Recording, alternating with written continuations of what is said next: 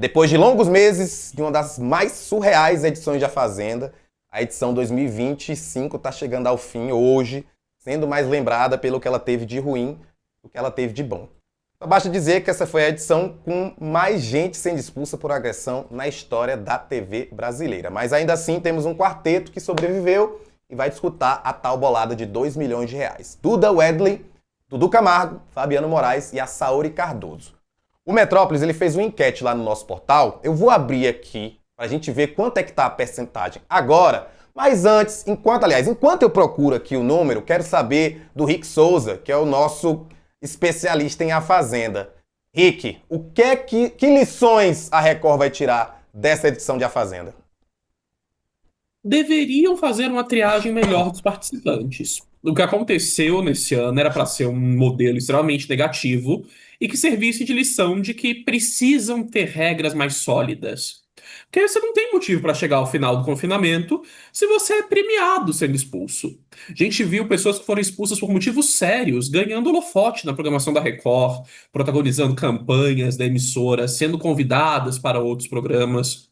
Não tem o mínimo cabimento. Se você violou uma regra que você aceitou no momento em que você assinou o contrato, o mínimo que se espera é que você realmente seja desclassificado e apagado da história do programa, que inclusive tenha que indenizar a emissora pela quebra de contrato.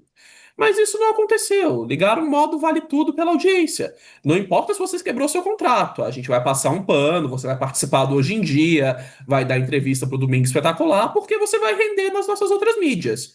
Isso não faz sentido. Vai contra o próprio conceito de um reality show. Você não pode premiar as pessoas por mau comportamento. E foi isso que nós vimos ao decorrer dos últimos 3 meses. Um aspecto que eu acho que é interessante de tirar dessa ideia de que a gente tem falado desde o início da Fazenda, do quão as pessoas estão sendo premiadas por serem agressivas, por serem violentas, por serem expulsas do programa. É que daqui a pouco eu vou trazer os resultados da enquete, mas eu já posso adiantar que o Dudu Camargo é o favorito, pelo menos para os leitores do Metrópolis. Eu quero saber de você, Lucas, que a gente esperava que Dudu Camargo ia ser uma fonte de polêmicas. E agora a gente está vendo Sim. ele se colocando como favorito da edição e sem tantas polêmicas assim. Fica aí também um exemplo dessa expectativa às vezes errada que a gente faz dos participantes? Não, eu acho que o Dudu Camargo apontado como favorito é muito característico do que é um reality show, né? A gente já viu outras pessoas que, quando foram anunciadas como participantes, a gente esperava que fossem cancelados, que fossem logo eliminados, ou que fossem uma grande fonte de polêmicas, até pesadas dentro do reality show, pelo histórico ou pelas fofocas que o levaram até o programa, e de repente essa pessoa ganhava o público, conquistava o público, mostrava uma certa leveza, tem polêmicas aí, claro que tem, mas eu acho que quando ele consegue conversar com o público e convencer o público disso, não importa se ele entrou com a gente achando que ele ia ser cancelado ou não, né? Parece que foi isso que o Dudu conseguiu ali. Ele conseguiu criar uma história para ele dentro da Fazenda. E é aí que forma um campeão de reality, porque não adianta você ficar simplesmente embasado ou pautado pela sua história fora do reality.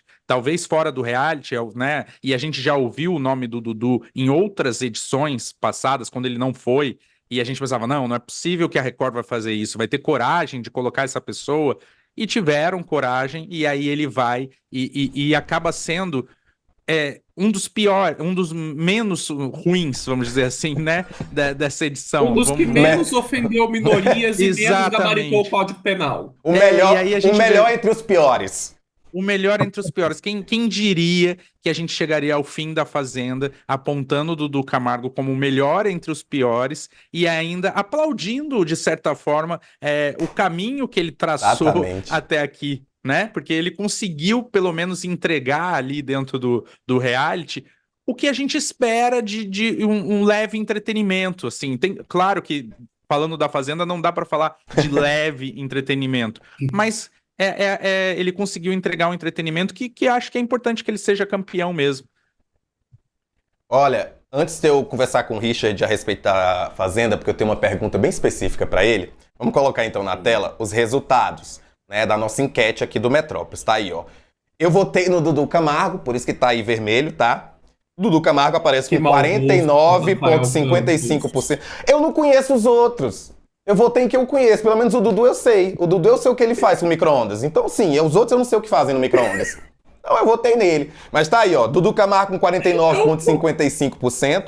A Saori Cardoso, 24,32%. Duda Wendling com 21,67%. E o Fabiano Moraes, 4,46%. Fabiano, então já esquece aí, Fabiano, não vai rolar pra você não. Mas, Richard, a gente tem falado aí do quão essa edição ela foi bagaceira, do quão ela foi violenta até, a gente pode usar esse termo, eu acho que sim. Você sempre deixou claro aqui nas suas participações do Ministério que tem sim o desejo de ser um participante de reality show. Participarias da Fazenda da edição do ano que vem e por quê? Rafa, eu participaria, tá? Até pra fazer um rebranding aí desse reality, pra dar um bom exemplo, trazer uma história real que pessoas vão se identificar e que vai passar muito longe de ser. Acho que bate-boca pode acontecer, opiniões diversas podem acontecer, mas jamais jogar água, jamais jogar borrifar desodorante, creme hidratante. Eu acho que a partir do momento em que se começa a se jogar coisa e começa tipo, chegar muito perto um da cara do outro, claramente o respeito ele já foi ferido. E realmente, assim, eu não faz o meu tipo seguir por essa linha, assim. Eu até, nos programas passados, eu até torci, falei que a minha torcida tava pra Martina Sanzi por conta da gente ser de Porto Alegre ambos, mas pelo que eu conhecia ela, de fato, uma personalidade muito forte, mas era realmente de embate na conversa, no diálogo mesmo, de já ter visto, presenciado e até mesmo da mídia ter visto coisas do tipo.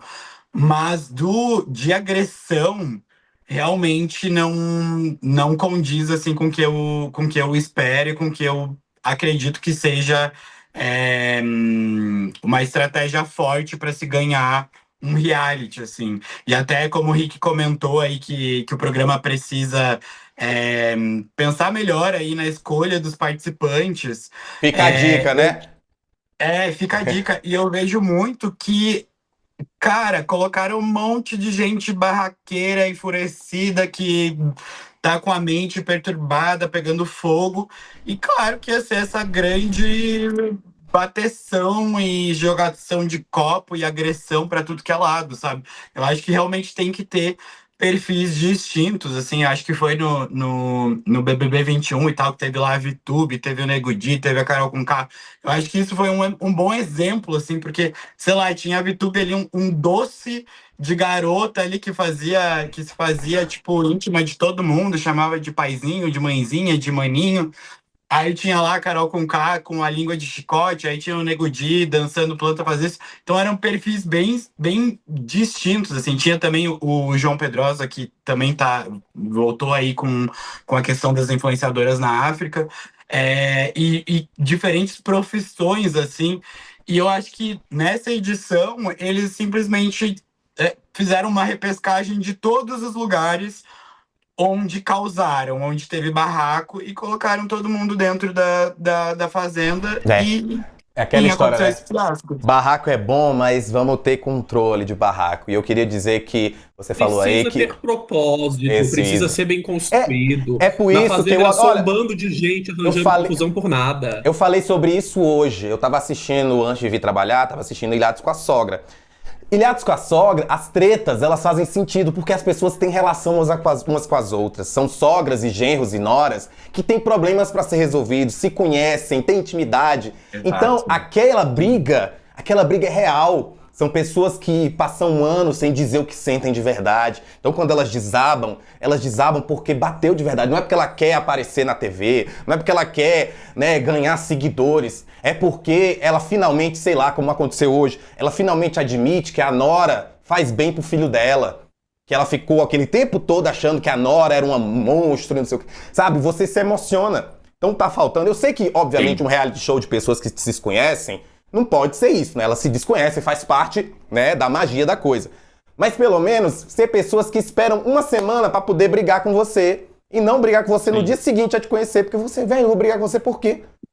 É que parece que virou uma regra, né? Parece que para você ter uma boa trajetória, entre aspas, na Fazenda, você tem que ir para o caminho do absurdo. E o caminho do absurdo, ele é cada vez mais baixo, mais fundo a cada edição. Então, isso, se eles não colocarem um limite para isso, realmente já acho que está muito abaixo do tolerável, mas pode ser perigoso mesmo, né? Eu acho que as próximas edições de A Fazenda podem ser perigosas se eles não colocarem um limite para esse caminho do absurdo, que parece que para você entrar na Fazenda, eu estava ouvindo o Richard falando que o que ele faria se ele entrasse.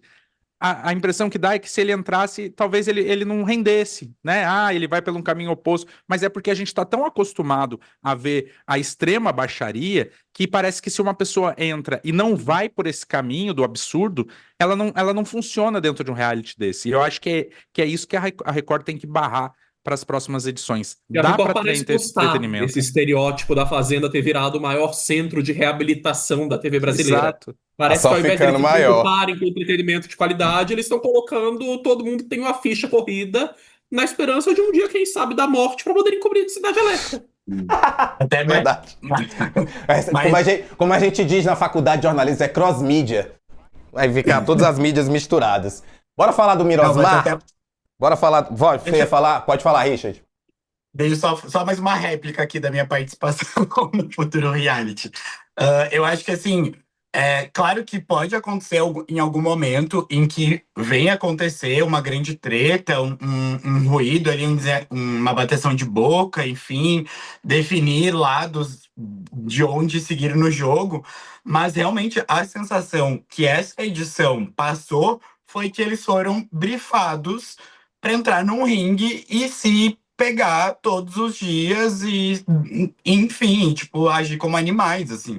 E até, agora eu acho que foi o Rick que comentou, o Lucas, enfim. Que péssimo exemplo, gente, que péssimo exemplo de pessoas famosas que esse reality tá impulsionando, porque por mais que tenha acontecido absurdos, de fato, eles ainda estão ganhando mídia, ainda estão ganhando holofotes, e eu acho que não deveria ser assim, sabe? É muito por um outro lado, assim, para de fato se conquistar uma comunidade, assim. Eu realmente não faz o meu tipo, assim. É aquela coisa, isso que aconteceu. é o velho que a gente fala sempre, quem tá te influenciando? Ou seja, quem você quer trazendo influência pra você, e isso tem muito a ver com o que a gente viu em A Fazenda. Eu quero saber como é que vai ser amanhã. A gente vai voltar nesse assunto amanhã, porque acaba hoje. Mas fica aí, né? Eu tô na torcida pelo menos pior, Coitado de que é mim, Dudu que vai estar Camargo. aqui amanhã tendo que comentar que o Dudu Camargo virou milionário. Vamos comentar muito. Agora a gente vai falar do Mirosmar. O pessoal que não entendeu aí, milênio não,